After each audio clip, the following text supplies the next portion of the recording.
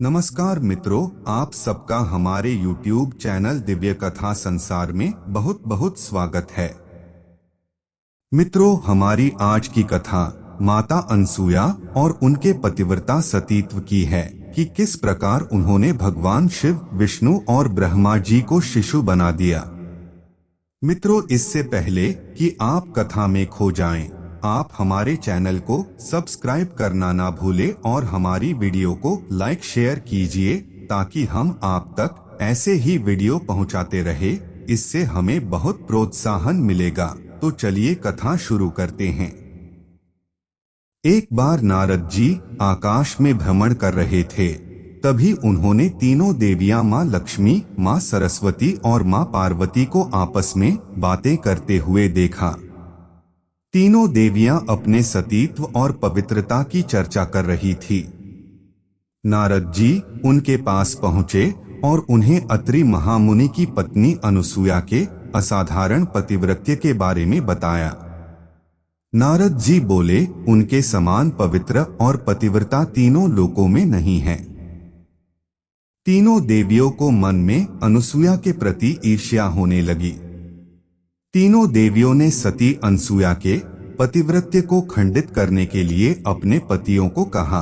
तीनों देवों ने उन्हें बहुत समझाया पर वे राजी नहीं हुई। देवियों के विशेष आग्रह पर ब्रह्मा, विष्णु और महेश ने सती अनसुया के सतीत्व और ब्रह्म शक्ति परखने की सोची। जब अत्रि ऋषि आश्रम से कहीं बाहर गए थे, तब ब्रह्मा, विष्णु और महेश तीनों ने साधु का भेष धारण किया और अत्रि ऋषि के आश्रम में पहुँचे तथा भिक्षा मांगने लगे। अतिथि सत्कार की परंपरा के चलते सती अनसुया ने त्रिमूर्तियों का उचित रूप से स्वागत कर उन्हें खाने के लिए निमंत्रित किया। लेकिन साधु के भेष में त्रिमूर्तियों ने एक स्वर में कहा, हे साध्वी, हमारा एक नियम है कि जब तुम निर्वस्त्र होकर भोजन परोसोगी तभी हम भोजन करेंगे। माता अनसुया असमंजस में पड़ गई कि इससे तो उनके पातिव्रत्य के खंडित होने का संकट है। उन्होंने मन ही मन ऋषि अत्रि का स्मरण किया। दिव्य शक्ति से उन्होंने जाना कि यह तो त्रिदेव ब्रह्मा, विष्णु और महेश हैं। मुस्कुराते हुए माता अनसुया बोली, जैसी आपकी इच्छा। तीनों साधुओं पर जल छिड़ककर उन्हें 3 प्यारे शिशुओं के रूप में बदल दिया। सुंदर शिशु देखकर माता अनसुया के हृदय में मातृत्व भाव उमड़ पड़ा। शिशुओं को स्तनपान कराया, दूध भात खिलाया, गोद में सुलाया। तीनों गहरी नींद में सो गए।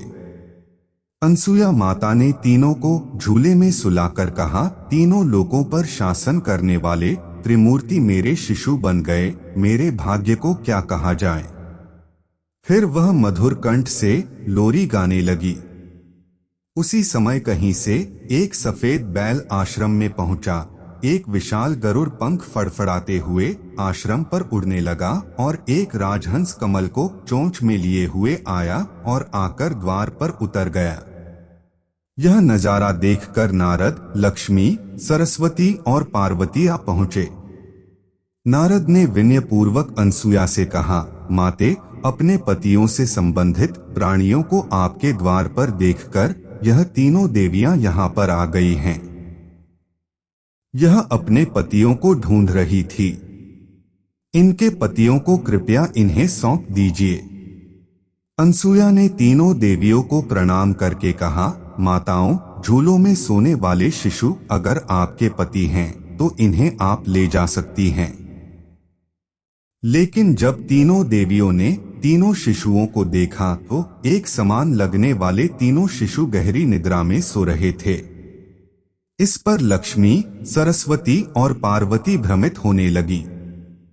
नारद ने उनकी स्थिति जानकर उनसे पूछा, आप क्या अपने पति को पहचान नहीं सकती?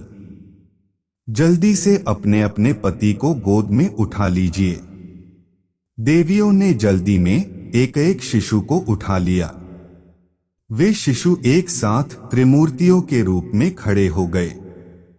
तब उन्हें मालूम हुआ कि सरस्वती ने शिव जी को, लक्ष्मी ने ब्रह्मा को और पार्वती ने विष्णु को उठा लिया है। तीनों देवियां शर्मिंदा होकर दूर जा खड़ी हो गईं। तीनों देवियों ने माता अनुसुया से क्षमा याचना की और यह सच भी बताया कि उन्होंने ही परीक्षा लेने के लिए अपने पतियों को बाध्य किया था। फिर प्रार्थना की कि उनके पति को पुनः अपने स्वरूप में ले आए। माता अनसुया ने त्रिदेवों को उनका रूप प्रदान किया। तीनों देव सती अनसुया से प्रसन्न हो बोले, देवी वरदान मांगो।